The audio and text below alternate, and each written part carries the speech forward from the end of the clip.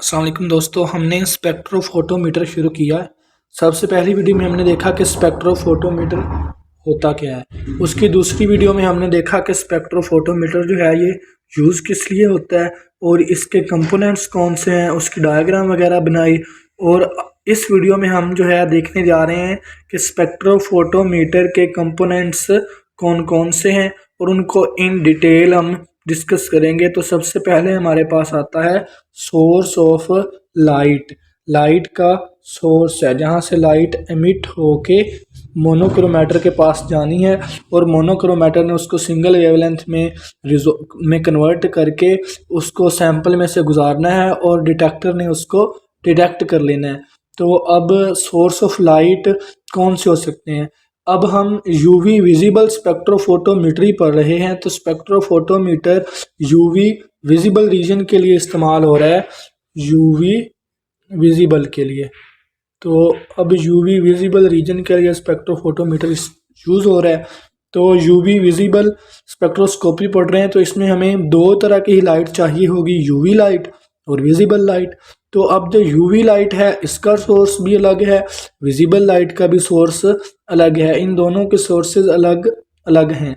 अब source of light should have radially detectable output radiation.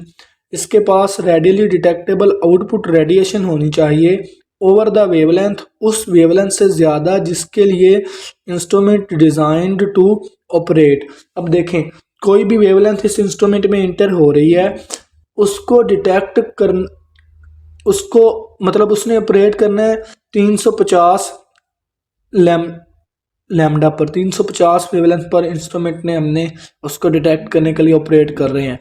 तो इसके पास रेडियली डिटेक्टेबल आउटपुट रेडिएशन हो जो कि उस वेवलेंथ से ज़्यादा हो ताकि ये उसको डिटेक्ट कर सके। Should have radially detectable output radiation over the wavelength for which instrument is designed to operate.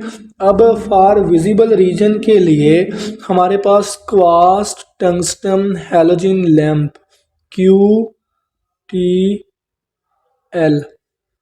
ये लैम्प हमारे पास यूज़ होता है। तो ये जो लैम्प हमारे पास यूज़ होता है क्वार्ट्ज टंगस्टन हैलोजन लैम्प, ये यूवी लाइट का सोर्स है और ये जो लाइट एमिट करता है उसकी रेंज जो है 25 माइक्रोमीटर से 325 माइक्रोमीटर तक होती है। Quartz tungsten halogen lamp is used for UV visible as a visible source and it emits the light in the wavelength range of 25 to 325 micrometre for UV visible. अब visible का हो गया, ये हमारे पास है यूवी का हमारे पास सोर्स है ये वाला।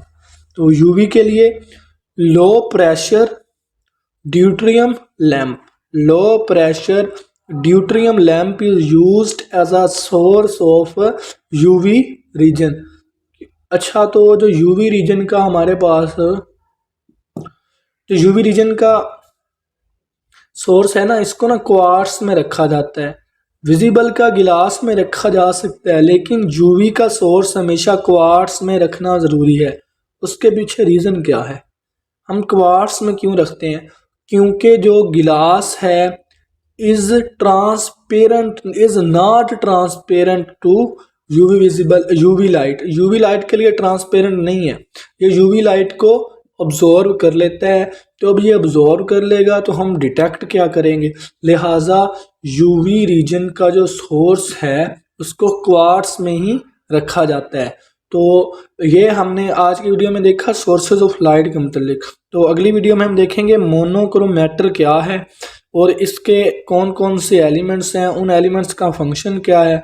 तो बने रहिए, जुड़े रहिए हमारी वीडियो के साथ। मिलते हैं नेक्स्ट वीडियो में।